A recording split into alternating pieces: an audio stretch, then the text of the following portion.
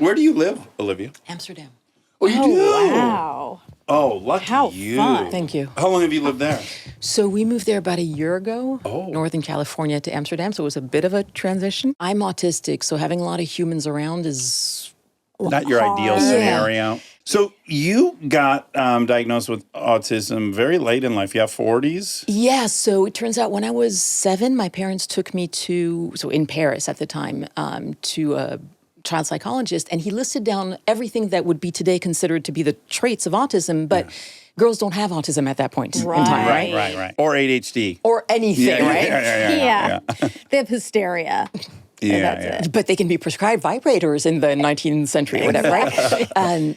And so in my 40s, my mother brought this up again and listed the traits, and I was like, hang on, this sounds like autism. So I got a full 12-hour evaluation, and you'll hear this from a lot of late diagnosed women. All of a sudden, my whole life made sense. Wow. Yeah. Right? It's like, you're not broken, you're just autistic. Yeah. Yes. Oh my goodness. So we have a close friend who also got a late in life diagnosis. And you have all these other stories to explain all these other events, and then you kind of just have to wipe the slate, right? And go like, oh no, that was that, and that was that. But what a relief. You're not a bad horse, you're a zebra. Yeah, right. Now, a lot of people ask me, how could someone who is autistic write a book on charisma? And my perspective, only an autistic could have written this particular book. Yeah. Because I look at humans from the outside, I'm like, Yes. interesting. You know, what a weird species. Yeah. And so trying to fit in is how I Yes. developed all the tools that eventually became the book. Now, Dad was a pretty renowned physicist. Yeah, and a mountaineer. So, brown belt in judo, 7th ascension of the Salcantay, silver medalist in this physics thing. Oh, and a chemist as well. Jeez. Worked with Nobel laureates. Yeah, it was normal for me growing up to have Nobel laureates drop by for breakfast. Yeah. But yeah, so for me, I grew up in Paris, but with no television, no radio, no movies, no news, except for the New Scientist. I didn't know there were other newspapers and New Scientists. And would it be fair to guess that probably there's a lot of people in Dad's circle, maybe even Dad himself, that are probably somewhere on the spectrum? Oh, I got it from him. Right. So there's a lot of things compounding. One is everyone you're exposed to seems to be functioning the way you do. In academia, yes. But the issue is that, so my mother was LA girl, the popular, people actually like her. Okay. Meets my father, they moved to France, and she very much had a dream for me to become this popular Parisian girl. Oh, okay. She's a psychoanalyst? Psychotherapist, yes. Psychotherapist, okay. And so she wants me, essentially she tries to engineer me to be a social climber. Oh, okay. And Interesting. Yes, right? And I'm socially awkward to the point of ineptitude. And now we understand autistic. Can you imagine the train wreck that was? No. Sure. Right? I'm half French, half American, half Jewish, half Protestant in blue blood aristocratic Paris. Yeah. Yes. And autistic. And Mom probably has a fantasy about Paris and The Gigi, Sabrina, Audrey Yes. Hepburn. Yeah. Yeah. She has Romantic. a very movie-informed, probably, romanticism about that and what your life would be if you were the toast of that town. Oh, wow. Didn't work out that way. Yeah, it didn't work out that It way. normally doesn't. Thank you to our presenting sponsor, HP, for supporting this episode. Parents, you've got enough on your back-to-school list right now. Ink cartridges do not need to be on it. They just don't. The HP Smart Tank printer uses a refillable ink tank and comes with up to 3 years of ink included.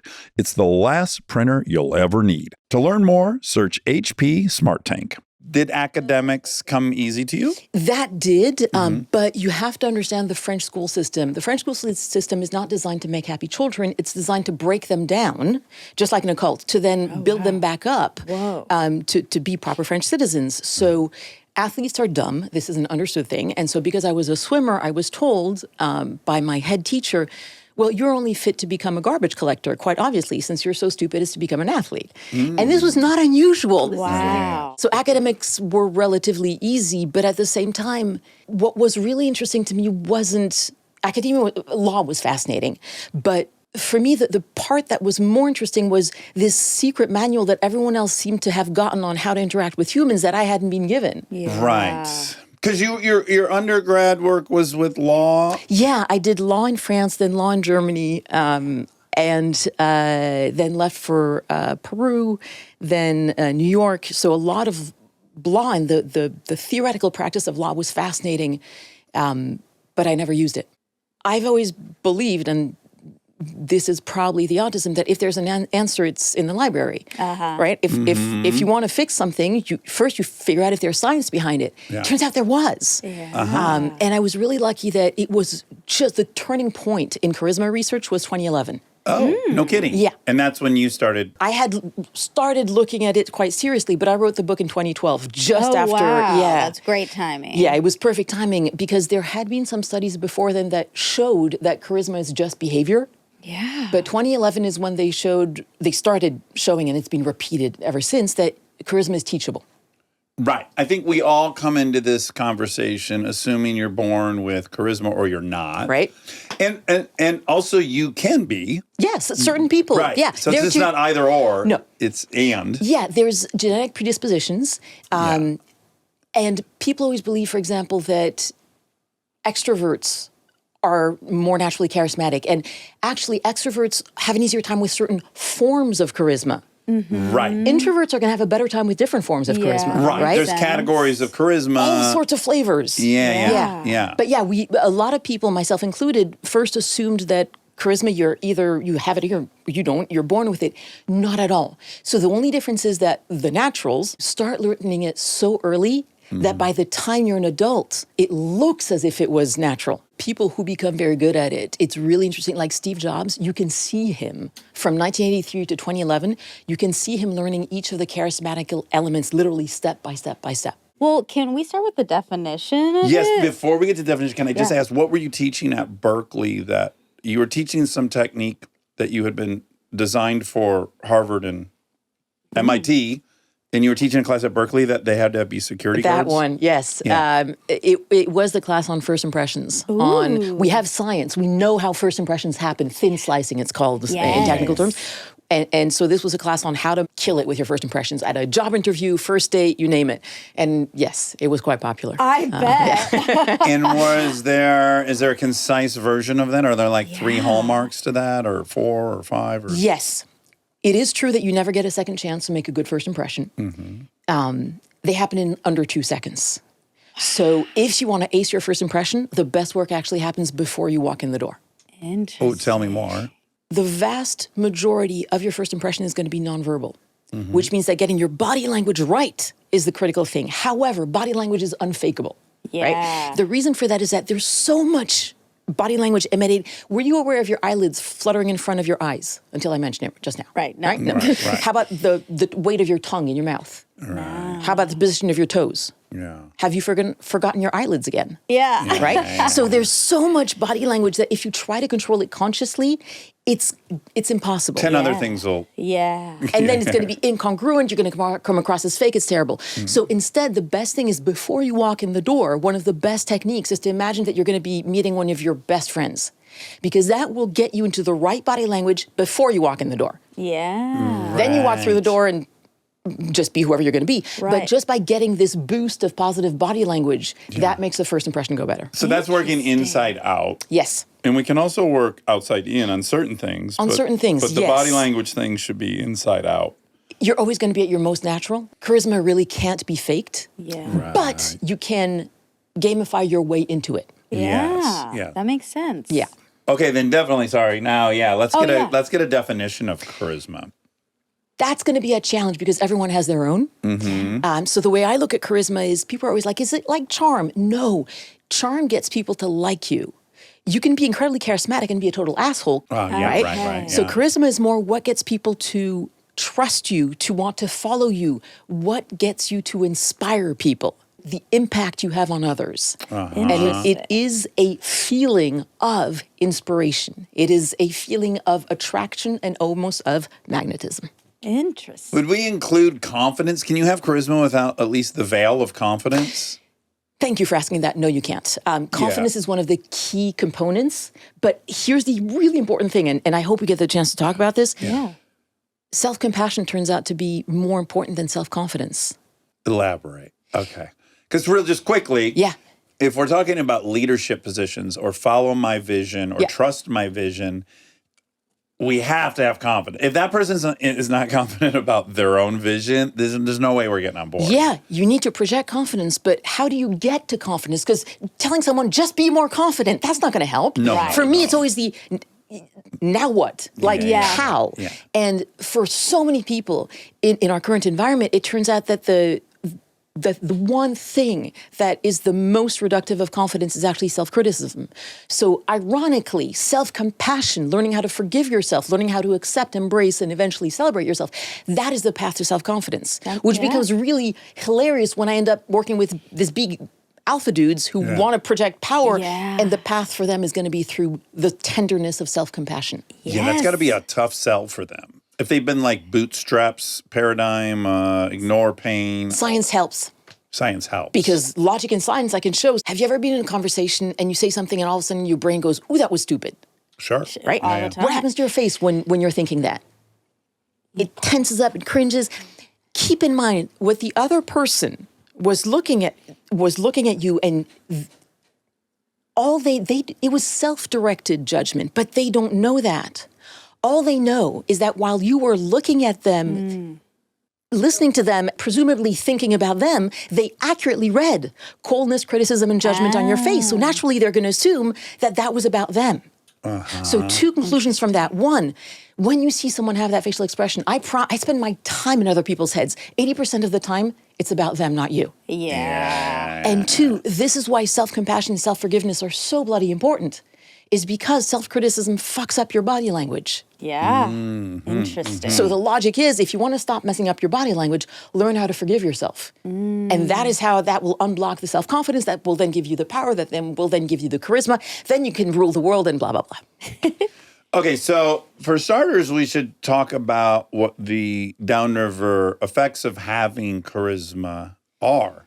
Because it's a very powerful tool. Too much so in a sense. Yeah. I am genuinely I wasn't when I first wrote the book. Okay. At this point, I am genuinely concerned that these days in this attention economy, charisma matters more than intelligence, integrity, competence. It's a problem. Yes, Well, I yes. agree. In an attention economy, charisma gets attention. It does. Yeah, more than boring, well thought out game plans. One of the reasons I'm so desperate to democratize charisma is precisely to level the playing field. I like that. Right? So that it stops having this outsized impact. So in terms of what it does, so charismatic people have better quality of life, have less stress, they get paid more, like all things, but even like physicians who are charismatic, their patients like them better, follow the treatment plan better. Oh, interesting. You're more effective. More effective. Yeah, It's stunning. Charismatic teachers, like you see the downstream effect everywhere. More romantic options. Obviously.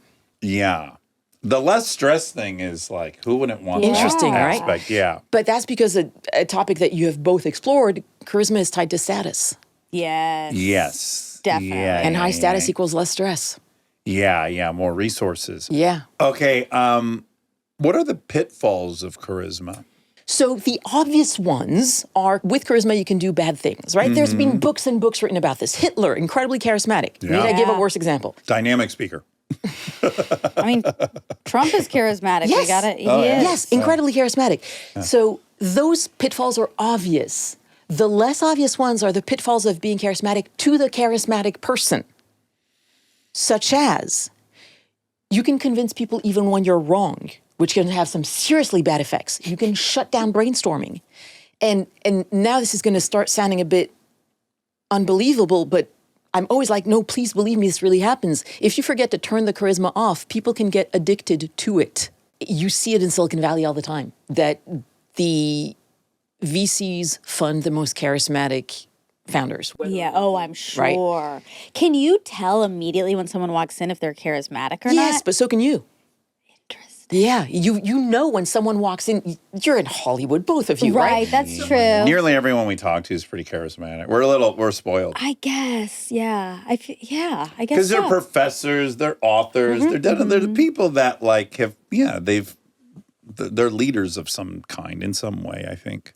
Yeah, back to the liability of it. I just think, I think it's a unique test for people who are super duper charismatic, who genuinely everyone likes and a lot of people are attracted to. That's just a different way to go through life. Are you going to have the ethics to not give in to the temptation? Yeah, you kind of need outsized ethics to... It's a problem. Yeah, exactly. Because a lot of people are not, they're not using their powers for good. Is there anything when presented with abundance that people generally don't indulge in? It's like if you're at an all-you-can-eat bar, you eat more than you normally do. If you're at a plate, like we're kind of context not creatures. everyone does, but some people do. I think some people do monitor that, even if they have the ability. Yeah, I just think like if you check into a hotel and they go like, hey, by the way, unlimited massages versus you have to pay for a massage. My guess is you're going to get one massage that week that you're at the hotel if you pay for it. And then if it's unlimited, you're probably going to get 10. But that's not a bad thing. Right. I'm just saying, I'm trying to point out that when you give people abundance, they generally indulge in the abundance. Most humans. It comes with risks. Let me put it this way. Yeah, for for sure. sure. Comes with risks. For sure. Okay, so let's demystify charisma. Like a myth of attractiveness versus extroversion. Ooh. There's like all these myths, yes. right? Thank you. So the halo effect of beauty, right?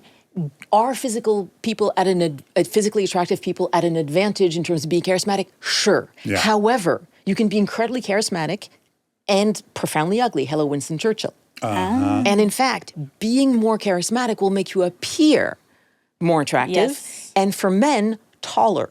Interesting. I can't remember if it was 1 or 2 inches, but it's a couple of inches taller that you are rated as if you are charismatic. And since charisma is purely behavioral, and when I say purely behavioral, researchers in controlled laboratory experiments were able to raise and lower people's level of charisma as if they were turning a dial, literally. Wow. It's that behavioral. Yeah, we'll find out. We got to know exactly what that behavior is that they were able to get results that quick and acute.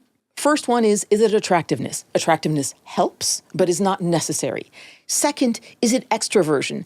Extroversion helps for certain forms of charisma, but is absolutely not necessary. And in fact, because one of the components of charisma is presence, the ability to be entirely focused on the other person. Makes sense. Introverts are at a huge advantage, especially for certain forms of charisma, because they are genuinely able to focus on the other person, don't need to be in the spotlight all the time. Yeah. Yeah. Now, this goes back to, obviously, too, charisma's got to be cultural. It's got to be fluid, right? Because even when you say, like, the VC people are betting on the founders who are most charismatic. Well, what I immediately go is, like, I've met a lot of these founders. They are not your and I's traditional definition of charismatic. Yes, thank you. So is charisma cultural? Yes. Yeah. And what you've just defined perfectly, thank you, is cultural is not just... Is charisma different in the US, in Europe, in the Middle East, in Asia? Yes, but also subcultural. The South, New Or York the Silicon City. Valley charisma has a certain amount of cocky arrogance to it that VCs love. Totally. Yeah. For example, there's some fascinating stuff like glasses. How do glasses impact the perception of someone? And so we know that you get an intelligence rating bump in Europe, in the US, in Japan, but not in India. Why? We don't know. Wow, Monica, That's tell wild. us. Wild, right? The shape of your glasses, if they're rounder, you will be rated as friendlier, warmer. If they're more square, it'll be more competent, intelligent. So there's fascinating things. And like I do a fair amount of work in the Middle East and handshakes, which I spend a lot of time on, especially with students, because no one teaches kids these days how to shake hands properly. Yeah. But when I'm in Dubai, I have to say, everything I say is North American specific. So please take this with not just a grain of salt, but the whole shaker. Yeah. Because there's certain circumstances where you just won't shake hands. Eye contact, completely different in Asia and in the rude. US. So, Interesting. charisma, absolutely completely cultural and subcultural. So yes, absolutely. And this is where adaptability is so important. There's very few tools that are always good and always bad per se. It's always what is best for you, your personality, your neurotype, the situation you're in, and the goal. Yeah, you have to, I imagine, fortify your strengths. You're not going to ask an introvert to become an extrovert. Play to your strengths, manage around your weaknesses. Yes. Okay, what are the characteristics of charisma? Presence, power, and warmth. Walk me through Yeah, those. so the charisma equation, if you think about it, it's called different things in different studies, but the components of power, which is sometimes called dominance or assertiveness or status or competence, but essentially it's the ability to affect the world around you. And if you think of it, it's can you move mountains for me? If you think of it from an evolutionary perspective, what we're asking when we're meeting someone for the first time is essentially fight or flight, friend or foe. Yeah. And fight or flight is the power question. Friend or foe is the warmth question. Can you move mountains for me? Do you want to move mountains for me? Because from an evolutionary perspective, if you meet someone who can move the mountains but has no interest in doing so, doesn't change your life. Right. If you meet someone who would love to move the mountains for you but doesn't have the power, doesn't change your life. Yeah. You need both. Yeah. If you meet someone who has both of those but is completely distracted and unaware of which mountains you need moved, same thing. So the way I like to look at it, this is purely a personal metaphor, is you know the way that we overreact to sugar, fat, and salt? I'd like you to think of power, presence, and warmth the same way. Each one of these is attractive on its own, but you put all three together, you get junk food. Interesting. Can we drill in on the status thing a little bit? Because that's my great fascination as someone who is obsessed with anthro and just status as this, the most, It's adaptive, everything. functional thing of a multi-member group. Who decides what, who gets what resources, all this stuff. I happen to think we're so aware of it at all times in a way that we don't realize. So your hunch about charisma is, I can benefit from this, right? You have to assess that. This is beneficial to me. They're friendly. They have some powers, and I'm going to benefit somehow. Yeah. And I just wonder how much of it is simply like there is some bizarre comfort in knowing what the hierarchy is, just for the sake of knowing. Sure. Because when you don't know the hierarchy and you piss off an alpha or a high status person, there's hell to pay in a tribe. Which is a problem for autistics often because they don't see the hierarchy, yes. Right. And so I'm just curious, like, what percentage we think is just also just this, like, desire for, okay, where's everyone at? Okay, it's comforting to know that person is clearly the high leader. status. Yes. It's a big part, but without the warmth, it can read just as threatening. If it doesn't have the other two elements, what you get is someone impressive, but not necessarily charismatic. So here's a fun piece on status. So these days I mask very little in autistic terms, especially since the diagnostic. I've been like, fuck it, I'm just going to be me. Yeah. Which means that I have a lot of autistic tics that I would otherwise have suppressed when I was trying to be just pure charisma. And a lot of the behaviors that are autistic stimming are also forms of low status signaling. Really? So self-soothing behaviors, what people who feel they are low status do when they are faced with someone who's a higher status is going to be a lot of self-soothing, touching their clothing, their hair, and this is, am I okay? Am I right? And that is some pretty self-soothing behavior, which guess what? Is autism 101. Right, but might read to others as low status. Correct. It does read to others as low status. And so if you're optimizing purely for charisma and you're willing to pay the price of masking if you're autistic, then yeah, you should optimize for stillness and poise. But masking comes at a cost. Let's get into this. That sounds miserable. Well, no, I think you handle it perfectly in the book, which is like, here is an option for you. You don't have to pursue it, but if you desire this, yes, some masking is going to be required. Now we got to get into the nuance of what is destructive masking, what is harmful, what is fine. Yeah. So for people who don't have any experience with that, just talk a little bit about masking and how it can be destructive and how sometimes it's fine. So with the caveat that I'm not an autism expert, I only know the lived experience. Masking is the autistic code switching to pass as normal.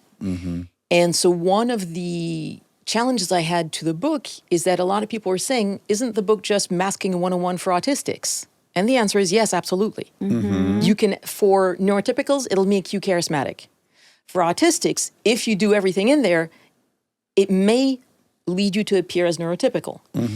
Should we have to mask? Ideally not, of course. Yeah, in a dream world, no. In a dream world, no. Yeah. But this is the world we have. Yes. And so if you have to mask, which you do in certain cases, here are the least harmful ways I know, the most healthy ways I know, all things considered, to mask. Yeah. And that's why we flag them in the book. And I had an autistic psychiatrist review the book to flag anything that could be constituting as masking. So what are the risks of masking? It can be pretty heavy. If you mask for too long without any breaks and with certain kinds of unhealthy masking, especially for autistic women, it can lead to burnout, depression, suicidal ideation, and the stats are dire. Because it's energy consumptive. It's energy consumptive, but it's also, and this is where I don't know the science very well, but it's masking is doing violence to the autistic nervous system. Which is, the autistic nervous system is wired differently than the neurotypical nervous system. That's one of the key definitions. Yeah. And so masking is suppressing all the self-regulation tools that you'd be using otherwise. Exactly. You're building up. Instead of soothing, you're actively not soothing. And then what happens if you don't soothe? It builds up. Meltdown. During the evaluation, I confidently told the doctor, no, but I don't stim at all. It's just not me. And then I see a video of me in front of a class and I'm rocking, but it wasn't back and forth, which is why it was side to side. Totally different. You're like, that's not it. Totally different. That's not stimming. Yeah. That's C-sitting. That's As if I'm on a a fun boat. way of sitting. Yeah. Stay tuned for more Armchair Expert, if you dare. As parents, our mental to-do list in August is already doing that thing where we're trying to enjoy summer, but the first day of school is just pinging in the background. Because we know it's coming, the forms, the supply lists, pickup and drop-off times, and the last thing parents want in the whole spiral is, oh, we need to print this by tomorrow and we're out of ink again. That's the idea behind the HP Smart Tank printer from HP, America's most trusted printer brand. Instead of those little cartridges that know how to run out at the exact wrong moment, the HP Smart Tank uses refillable ink tanks, and it comes with up to 3 years of ink included. 3 years! That's 6th grade, 7th grade, and 8th grade without the tiny cartridge drama. Because let's be honest, middle school does not need our help adding more drama. I love this printer. We have it. It's great. And I look at that tank and I go, oh, we're so safe. It's like magic. Let it rip. Sometimes I panic about printing a whole script. Not now. Oh, nice. Total freedom. HP can't fix middle school, but the HP Smart Tank, can fix the ink problem. Search HP Smart Tank. We are supported by Allstate. Checking Allstate first could save you hundreds on car insurance. Not checking what the warning light means before pulling out of your driveway, you absolutely convinced yourself it was probably just a sensor thing right up until you were standing on the side of the road waiting for a tow. Yeah. Checking first is the right move. So check Allstate first for an auto quote. It could save you hundreds. And for fast, reliable help when you need it, add an Allstate roadside plan today. You're in good hands with Allstate. Potential savings vary. Insurance and roadside assistance plans are subject to terms, conditions, and availability. Insurance provided by Allstate North American Insurance Company, Northbrook, Illinois. Roadside assistance plans provided by Allstate Motor Club, Incorporated, an Allstate affiliate.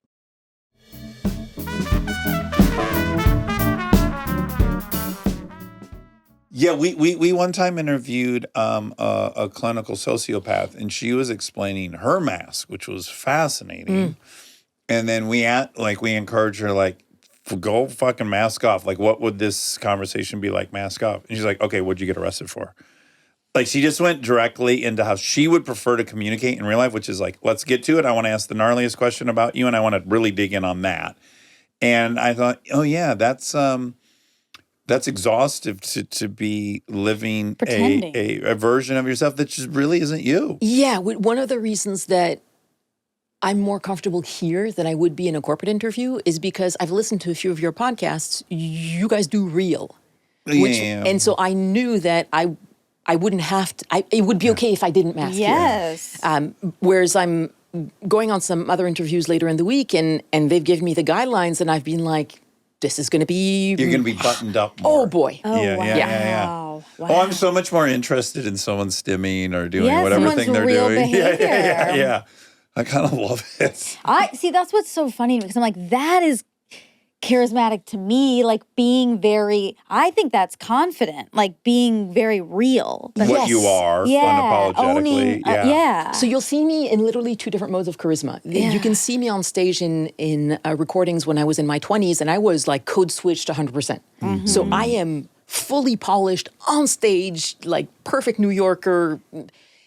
And these days, it's a different kind of charisma where I'm like, fuck it, I don't have anything to prove anymore. So I'm going to, walk around in my pink fleece onesie and Exactly. but it's a different kind of charisma. And what's really interesting for me is if you look at generationally, the charisma that boomers respond to versus the charisma that millennials and Gen Z. So Gen Z wants it raw. They want authentic charisma, warts and all. And if you're too polished, actually for them, that's a problem. Yes. So it's been cultural charisma, generational charisma. It's been fascinating. Okay, what are the obstacles to presence, power, and warmth? And maybe we could go through some like hard examples of how someone presents power, how they present warmth. And so let me start with presence, because that's always the one that people overlook. And in essence, it's kind of the foundation. The way I see it, the reason I always work from the inside out is that I could give you all the surface tools for charisma, but that's like building pretty balconies and turrets on a house with faulty foundations, right? At the first earthquake, everything falls apart. Right. So presence is really the ground of charisma, and it is simply the ability to be present moment by moment. Certain studies call it attentiveness, but others receptivity, but essentially it is the ability to give the other person your full attention. And in today's world, that is increasingly difficult. Here's the good news. Even a tiny increase in your ability to be present is going to have outsized effects because everyone else is so distracted. Interesting. that makes me think of people thought George Washington was so smart because he was the only person in the Continental Congress that didn't talk. Everyone else was constantly monologuing to try to, jockey for who was the smartest in this room of very smart people. And people were just enamored with his ability to be quiet. And they projected onto him, oh, he's so confident and self-assured. He doesn't even need to get in the fray. Two things about that. A professional negotiator told me he could predict the outcome of any negotiation just by looking at the relative level of comfort of the participants with silence. Whoever is the least comfortable with silence loses. That's one thing. Second thing, have you ever been in a conversation when only half your brain is present and the other half is busy doing something else? Totally. 95% of my conversations, yeah. Did you think the other person notices? I guess I think they don't, but they probably We assume do. they don't. What actually happens is that your eyes slightly glaze over a tiny bit. There's a split-second delay in your facial reactions. I'm like so in my head right now. So we can read each other's faces in under 17 milliseconds. Oh my We are God. so good at detecting anything that is incongruent. And so the problem is that if you're not fully attentive in the conversation, that lag is going to give the impression of incongruence, and it can make you appear inauthentic just because you were still writing emails or on Slack in your head.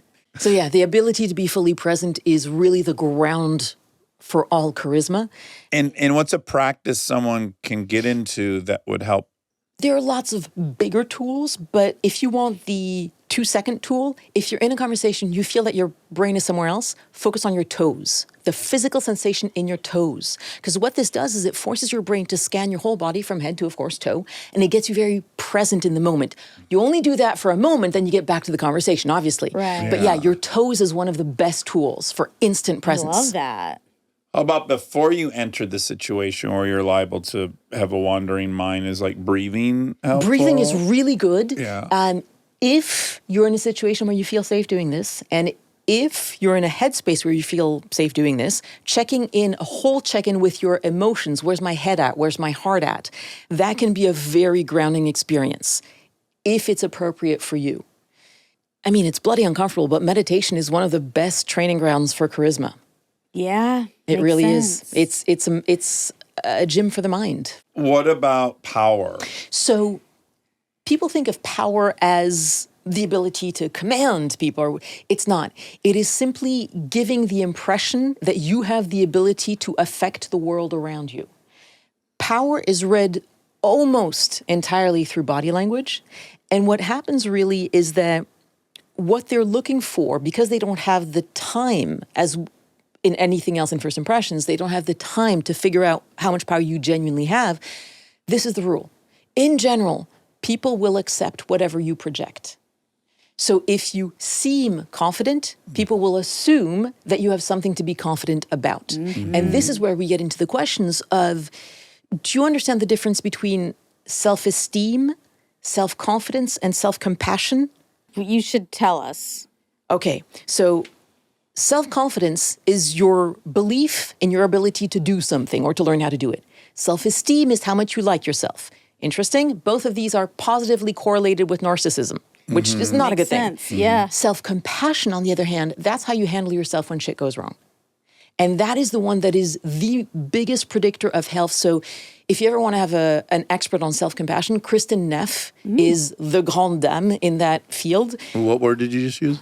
Grand dame. Oh, the grand dame. I have, yeah. When I love it. I love it. yeah. with French, We with got like a little Renaissance, I can't say it the American way. It's just wrong. Yeah. So the big person in this field. And the science is fascinating on the impact of self-compassion on people who have higher self-compassion, tolerate mistakes better. They can admit them better. They have fewer sick days. It's just a predictor of so many things that honestly corporations should be testing for self-compassion when they hire people. I would imagine it makes you less judgmental towards others as well. Yes, it does. You turn on the dial on yourself, it's easier to extend that to others. It's incredible. So if you look at self-compassion, if you look at what really lowers confidence, you've got really two big beasts. You've got the imposter syndrome, which a lot of people hear about, and the inner critic. And I see them kind of differently because the imposter syndrome attacks what you're doing. You know, you don't know what you're doing, and it's only a matter of time before you're found out and exposed as a fraud. Right. The inner critic is worse in a way because it attacks who you are. And so the way I look at it is that the imposter syndrome, you've got a good chance of learning how to dismantle it.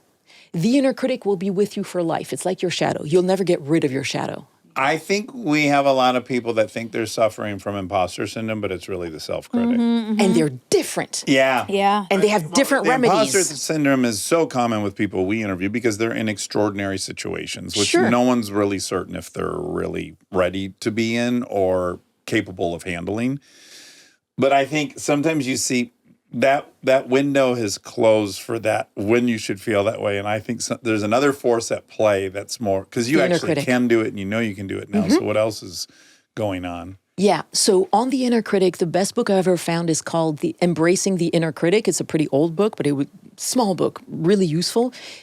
The framework I love is that just like you'll never get rid of your shadow, but you can learn to handle your inner critic with compassion. You can learn to handle it even with humor and realize that it actually comes from a place of love. The inner critic is desperately trying to keep you safe. Yeah. And keep you lovable. And keep you lovable. Yeah. But so if you learn how to handle the inner critic, the imposter syndrome, if you learn self-compassion, those are some of the best ways to increase your self-confidence. Now, if your question is, what's the quick fix? That's different.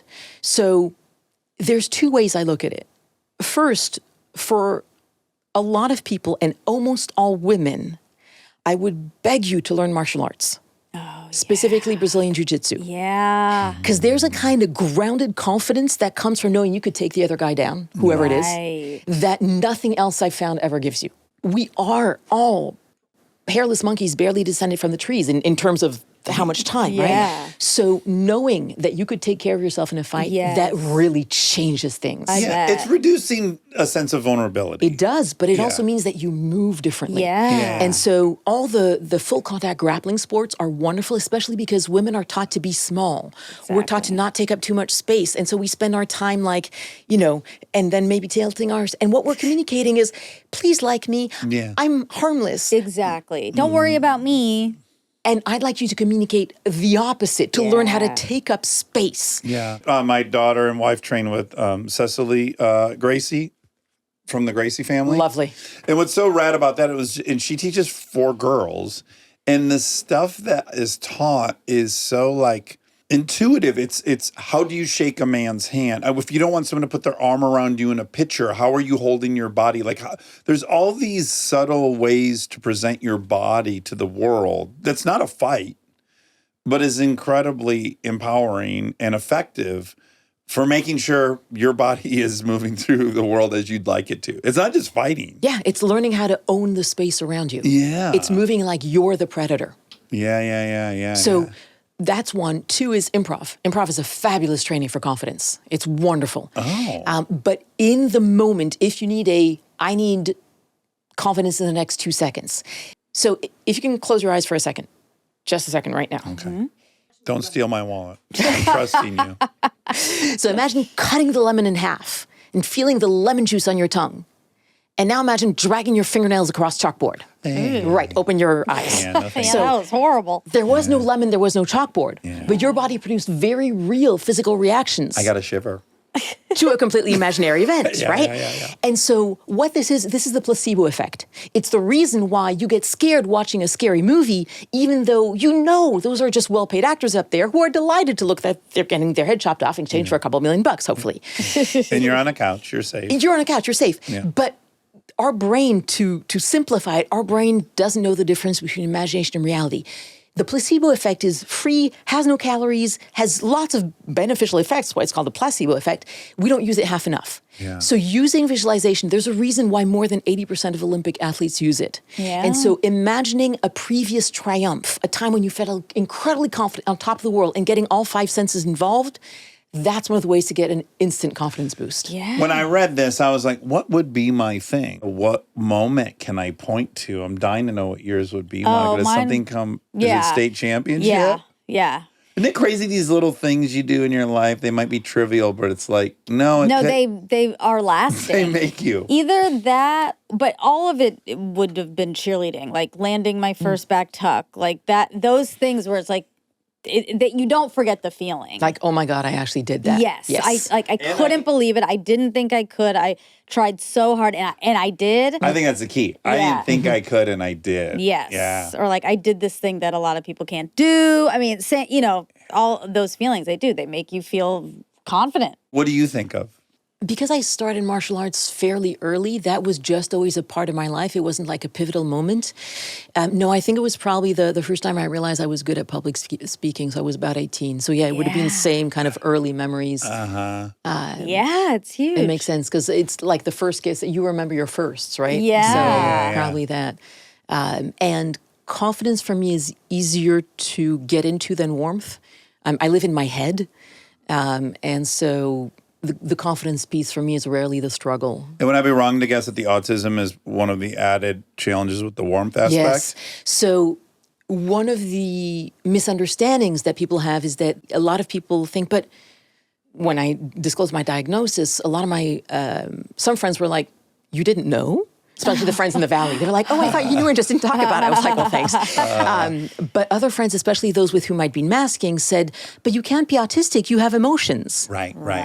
The misconception. And in fact, autistic people feel emotions very, very, very deeply. Yeah. It's just not on the same triggers. It's not necessarily at the same time. It's not necessarily with humans. Yeah. So the conversation that the two of you were having over, when you have a conversation with your wife and she just wants you to listen to her and you're like, let me give you a solution. I'm you. And so my poor husband who just wants me to listen to him and I'm like, but I've got 3 solutions. Yeah. And We my can solutions fix are good. it. Yes, I Yeah. can fix this for you. Yeah. Now, ironically, the opposite issue that we have is then when I go to my husband and he thinks I want to hear, oh, I'm so sorry for you. And I'm like, no, but I'm coming for a solution. Yeah, what am I missing here? I'm Yeah. It's very kind of you to say you're sorry, but what does that fix? Yeah, give me the lever I pulled to I get a different don't outcome. need you to listen to me. Just help me fix But this that's thing. good. That means you're not hypocritical because True. At least I'm a you're bit- just salute. Because I'm a you bit don't. hypocritical. You are a little. You I don't am, want to Monica. hear. Thank you for acknowledging Yeah. that. You don't like to hear other people give you solutions. No, I hate other people's solutions. So Interesting. Yeah, that's where it's like, okay, well, you can't really give me any if you won't take any. Well, appreciate the self-awareness. Yes, yes, we do appreciate it. So, yeah, the warmth piece is particularly challenging because warmth, even more than confidence, cannot be faked.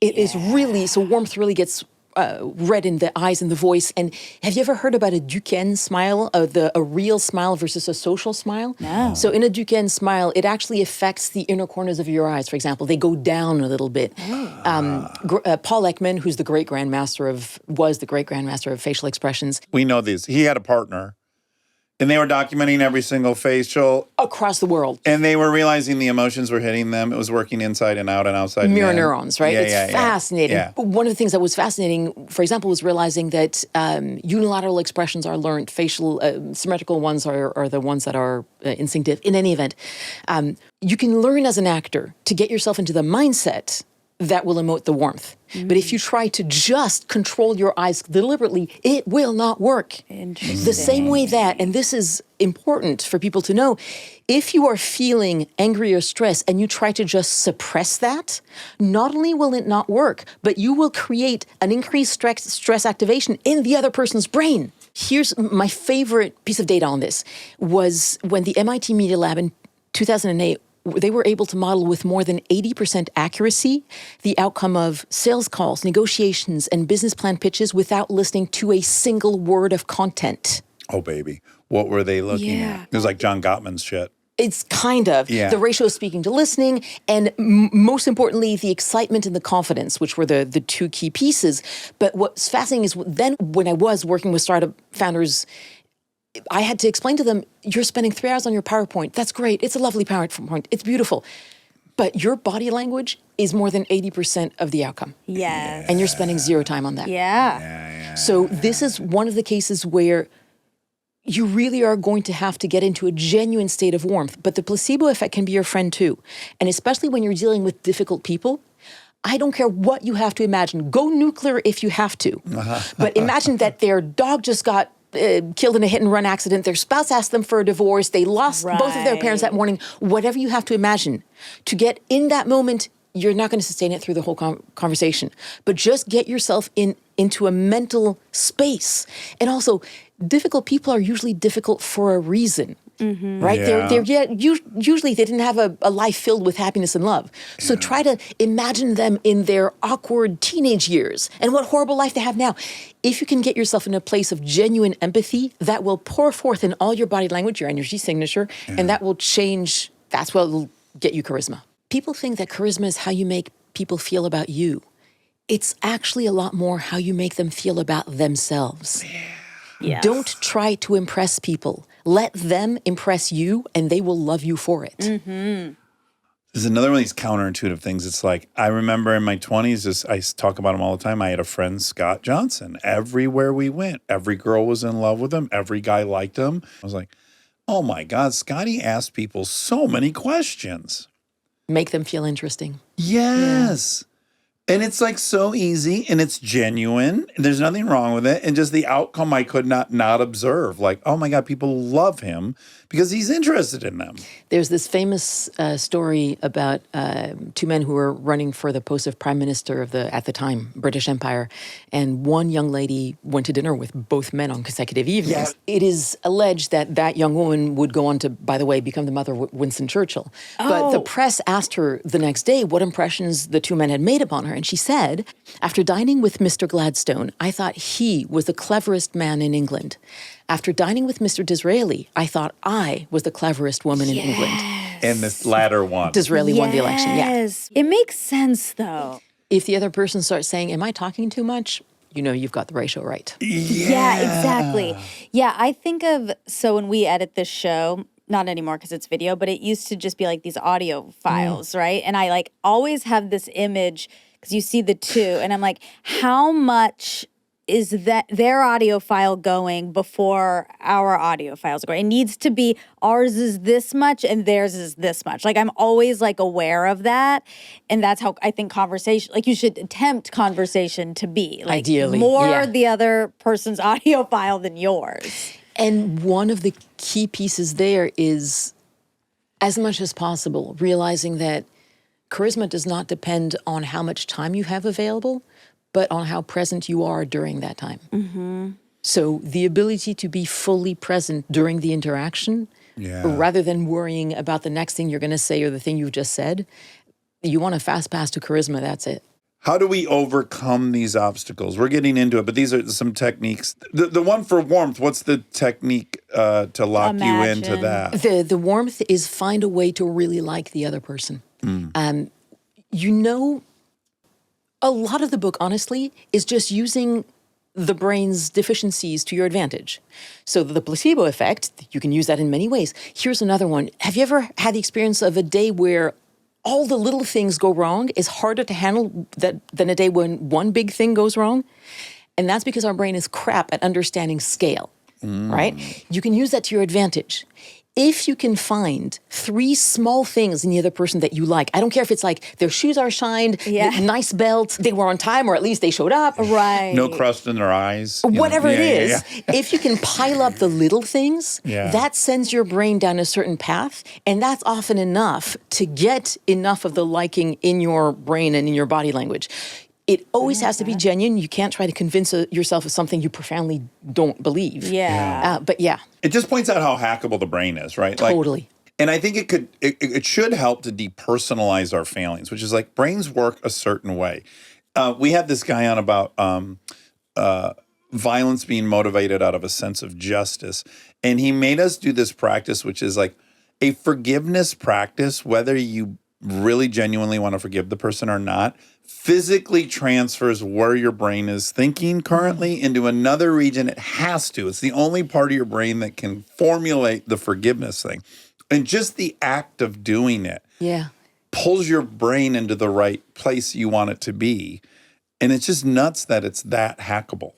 Our brain is not designed for this environment. It's amazing that we're getting this much done considering how ill adapted we are to an environment. Yeah. But on the positive side, all of these deficiencies or hacks can be used to your advantage. You might as well. Yeah. It's dumb enough to go astray, and then it's dumb enough to be set back on the right path. What are some different charismatic styles? So there's an infinity of flavors of charisma. So I just pulled out a few of those that I thought might be the most useful, the most easy to get into, but understand that there's an infinity of variations, and some can't really be taught. Yeah. But the understanding that no one form of charisma is always good or always bad per se. So authority charisma, for example, which is the one that is of the 3 components, you always need power, presence, and warmth. You need a certain amount to get to charisma. Like in chemistry, you need a certain amount of each element to get to activation energy. But above that, what changes is the kind of charisma you get, depending on which of each component, how much of them is present. Mm-hmm. So authority charisma is highest on power, second on presence, third on warmth. This is potent. Yeah, unfortunately. But is it charismatic? Yes. Yeah. Incredibly so. Right. Tragic. He's got a lot of Exudes people. strength. That's true, yeah. Hitler, incredibly charismatic. Mussolini, a lot of the dictators. Yeah, Putin exudes a stoicism that is attractive. Right. Like he's just completely unwavering at all times. And here's the thing to remember is that the warmth doesn't have to be towards your audience. Steve Jobs didn't love his audience. Right. The warmth came from his love of the product. But the warmth was there. So authority charisma, really good if you need to get people out of a burning building. Yeah. Right? If you need someone to follow orders, authority charisma, fabulous. Not so good at a funeral. Right. Or when you're trying to, presumably, if you're firing someone. There you want more like the kindness charisma that like the Dalai Lama has, which is highest on warmth, second on presence, and lowest on power. And you can switch between them. So you were talking about Bill Gates, typical focus charisma guy, right? He leads with presence. Elon Musk, interestingly enough, originally was more of a focus charisma guy. He would drink in your words. He was really you could see him like a sponge absorbing every word. And it was, you lead with presence, second is on power, lowest is on warmth. So you really get different kinds of charisma. And I know the book is used in like seduction circles. That is not what I wrote it for. It is not a field I understand. Everything will be weaponized. Just rest assured. Right? So there's certain kinds of sexual charisma, which I can't tell you about because I didn't study them at all. Right. But there's an infinity of flavors. The important thing, if there's one thing I want you to remember is this: you don't have to change your personality to be charismatic.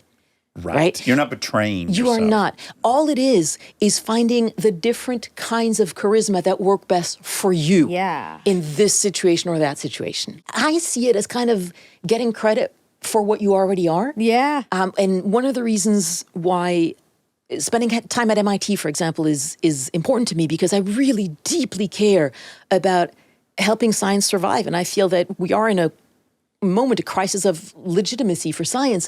And so the reason why I think it would be really important to be teaching charisma to scientists is because it doesn't matter how brilliant you are and how good your science is if you can't present it in a way that people can find it interesting. Yeah, I mean, we have a lot of political examples of this. Of course, John Kerry's a very famous example for us, like qualified to the nth degree, not charismatic. And there's a difference between one-on-one charisma, in-person charisma, and on stage, on screen, and especially now online charisma. Oh, yeah. Right? It's a different beast. Yes.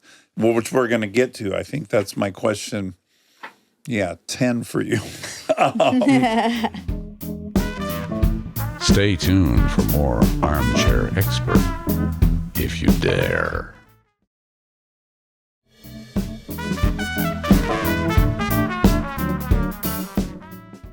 I just realized that there was you may or may not have picked it up, but there was a moment when, ironically, when I wanted to make the point that you have to be really fully present in the moment and not thinking about the next thing you're about to say. I didn't let you finish the last word. Sorry. Oh, you're fine, and I don't even remember. She lives with me. I mean, she's so used to being interrupted.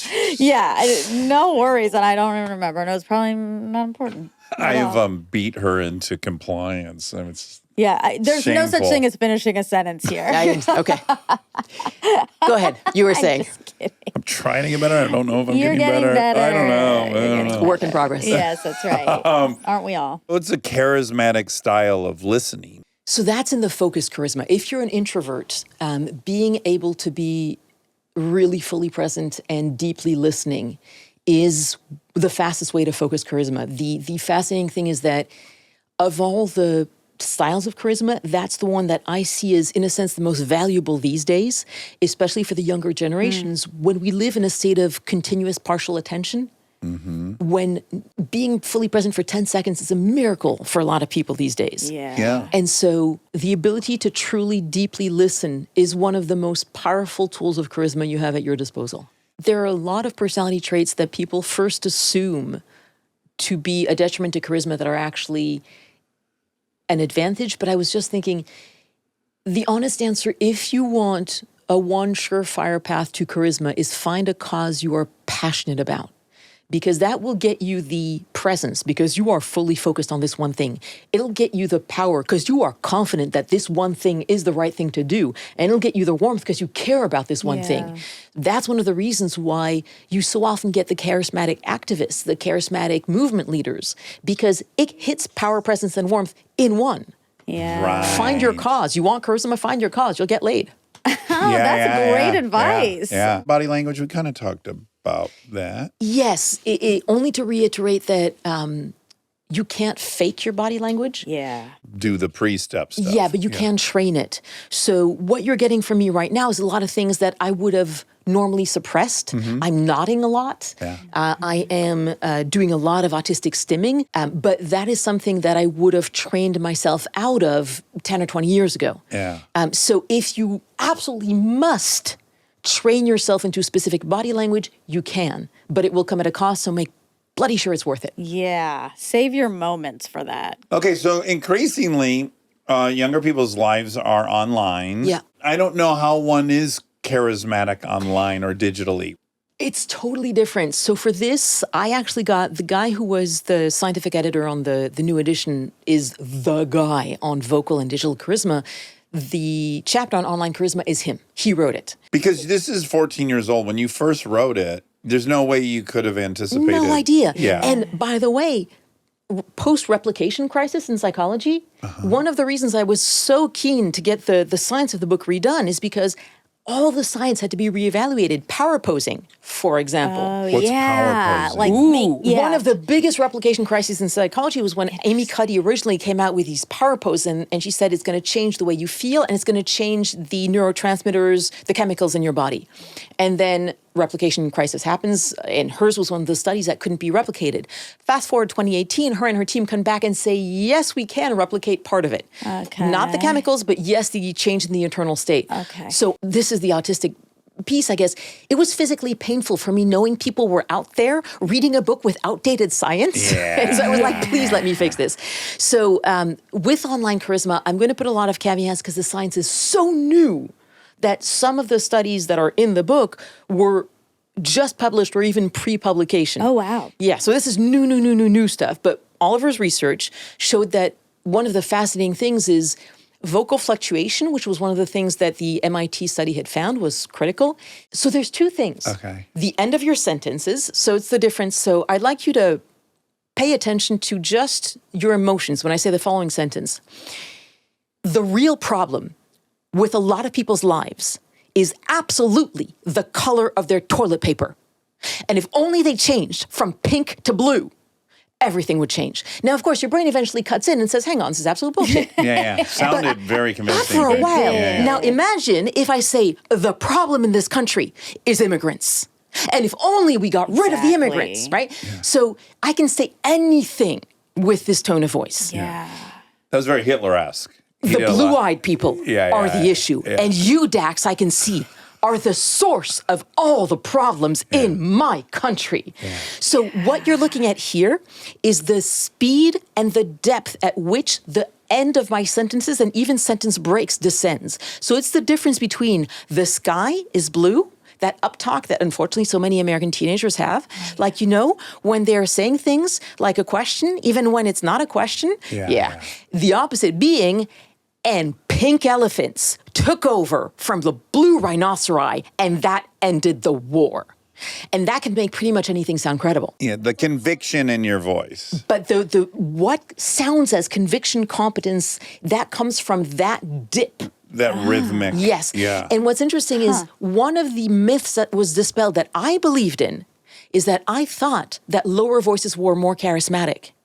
And Oliver Niebuhr's research shows that no. If you look at Steve Jobs' voice, his voice was actually so high it occasionally went into the female register. Oh.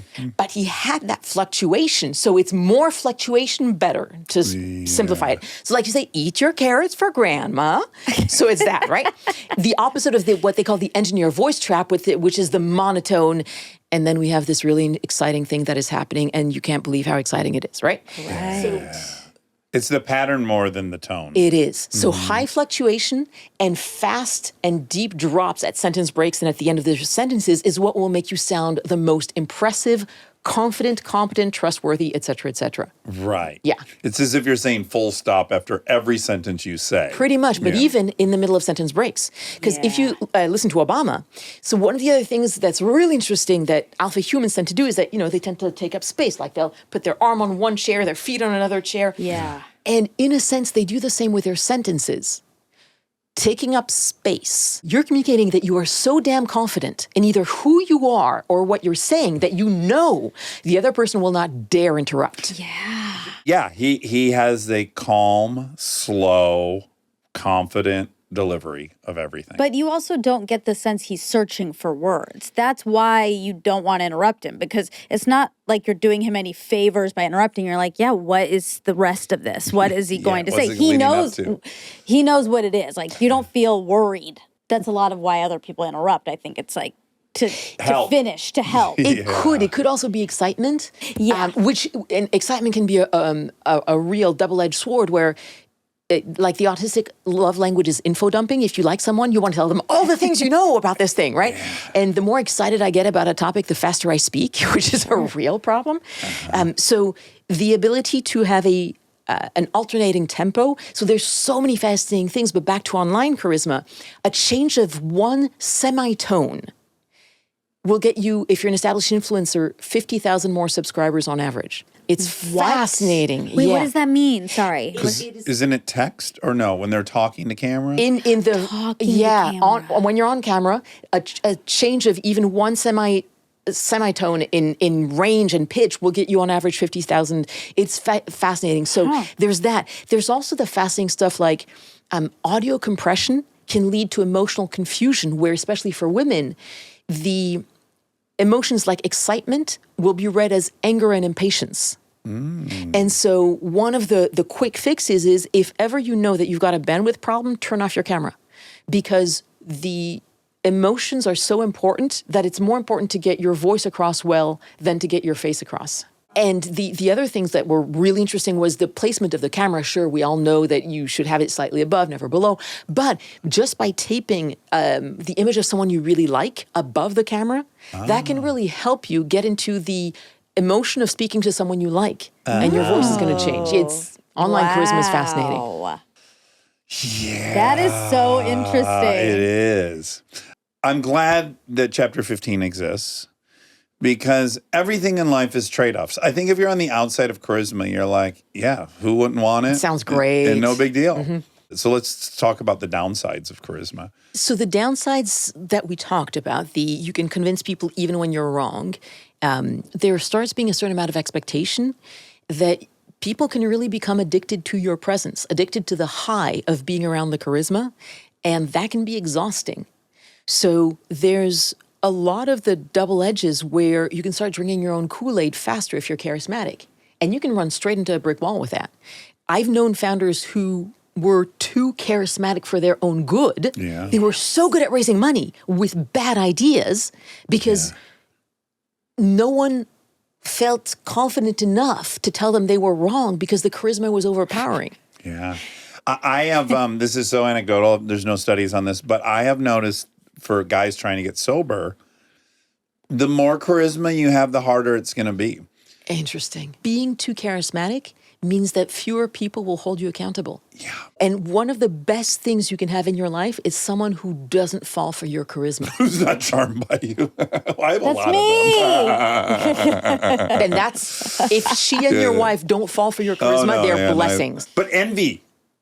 I want to talk about envy. boy. That's a Oh, real, yes. that really, yes, that's the thing that I was like, how does one bring this up? It sounds so indulgent. But It's a real problem. So the higher up you go in the ladder of status, success, whatever it is, money, beauty, you name it, and charisma is a compounding factor, you will have to deal with an increasing amount of envy. How do you deal with that? So the very, very best tool here, the story comes from Ben Franklin. The science comes from Robert Cialdini. Robert Cialdini on influence, if you can ever get the guy, he's the master on influence. I think I heard you talk in a previous podcast about the 4 waltz technique with Adam Grant. That was from Cialdini. Cialdini is the man, right? Yeah. So Benjamin Franklin had this adversary that he was trying to get on board for a certain thing. And so he went and he asked the guy to lend him a book. He told him that he had heard this guy had the book. Could he please borrow it? The guy said yes. And a week later, he returns the book with many thanks. It changed their relationship completely. The guy started talking to him better. They became good friends. He was on board for the thing. Like everything changed. Here's the reason. Humans have an internal drive for consistency. So the guy who lends Franklin the book has 2 ways of thinking about this. A, I agreed to lend a book to a guy I hate. What an idiot am I? Or I lent a book to someone, it must be because I like him. Now, you had a saying, Dax, which was it's easier to change the way you act your way into thinking different than think your way into acting different. Thank you. Yeah. We don't realize how much we are constantly constructing our self-image. So now you're going to hack other people's brains. Yeah. So asking someone for a favor is the hardest, advice is less hard, but an opinion is the easiest of all. Because with advice, they still have to tailor it to your situation, it's responsibility. With an opinion, it's just something that they can give. Yeah. Ask someone for an opinion and then come back to them, show them how the opinion, it has to be genuine, impacted the way you think, changed what you did, this is how well it resulted.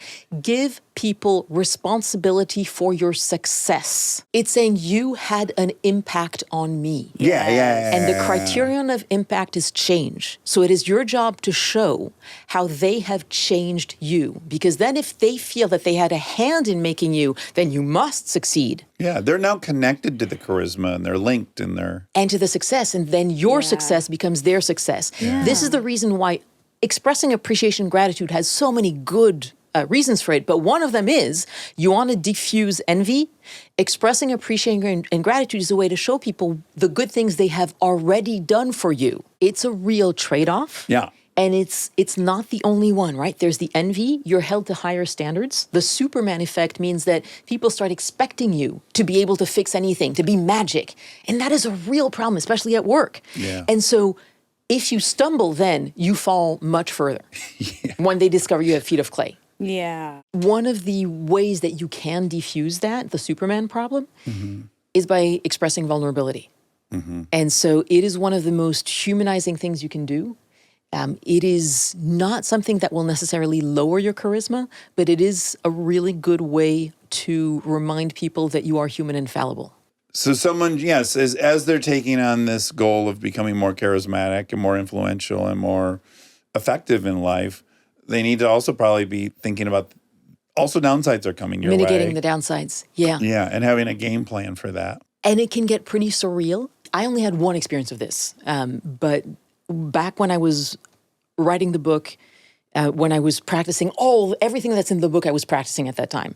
So I was probably code switched 100% to neurotypical, but I was doing all the charisma things. And I come out of the gym, go order a sandwich at the bar place, and the girl says, I want to know how you became as wonderful as you are.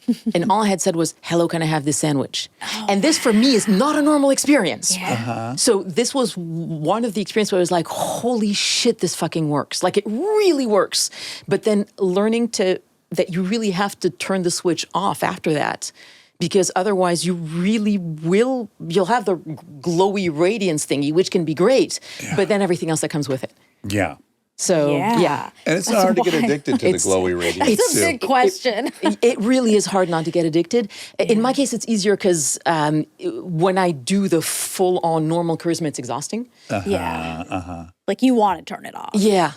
Whereas for others who are perhaps more neurotypical, I understand why it's really hard. And it's, you know what? It is chemicals. You can get addicted to that like to any other chemicals. Yeah, and that true. high is real for you as well. Oh, here's the other one that's really important. Yeah. Both of you may have had this experience. If you've got it on full blast, people start spilling their guts. Oh, yeah.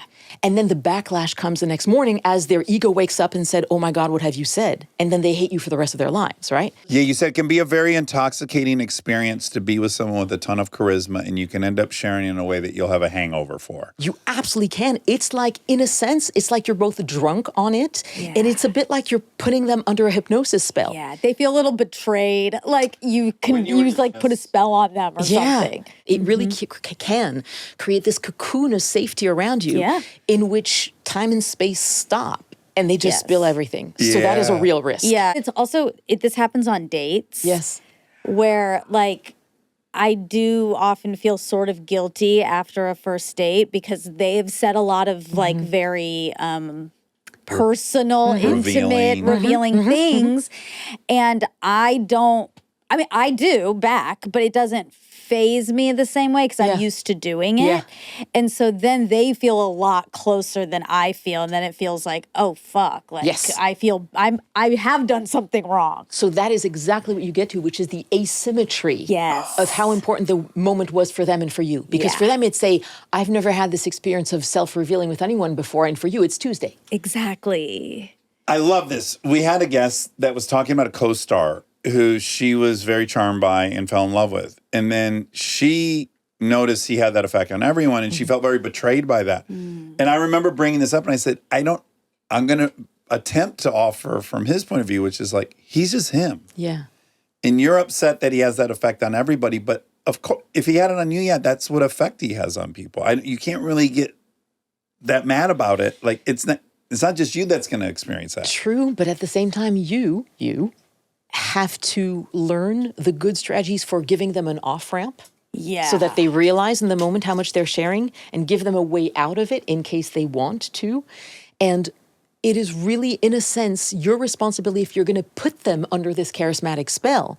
It's your responsibility not to take them too close to their own demons if they're not equipped to handle them, because not everyone is. Yeah. Right. And not to reveal too much of themselves that they may not be ready to reveal. They just feel incredibly safe in that moment. Yeah, I do think it's the responsibility of the person to know like what you're doing to the other person and if you think it's fair or right or not. Which takes a while, I think, to come to the realization. It does, but it's superpower responsibility. When I first started having these conversations with people, everyone says, yeah, of course, I want to have, that's a good problem to have. I want to have that problem if people become addicted and all that. And I'm like, you're right. It sounds great.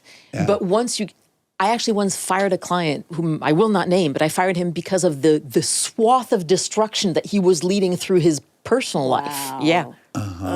He was not using his powers responsibly. Yeah, that's it. That's tricky because they're filling their own void, they're filling their own voids as well. And if it's approval, like that's hard to turn off. Can charisma, though, does it have a end point where if it goes too far, people are like, oh yeah, yuck, I don't like that anymore? That's a really good question. I've personally never seen it. I'm sure it exists. Yeah. But what I've seen is only when people try to fake it, then there absolutely can be a yuck. People feel it. Yeah, but that's not because there was too much charisma. It's because the charisma, in fact, wasn't there because people tried to fake it. Yeah, inauthentic. No, I've seen people self-destruct because of too much charisma, which lead them to all sorts of bad decisions and lack of accountability for so long until it becomes really terrible. Yeah, interesting. Yeah.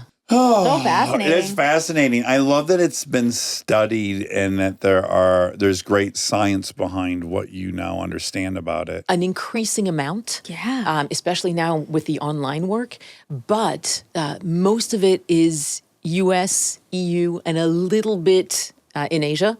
We don't have enough on Middle East, Africa. It's a very Western-centric, mainly science at the moment. Yeah.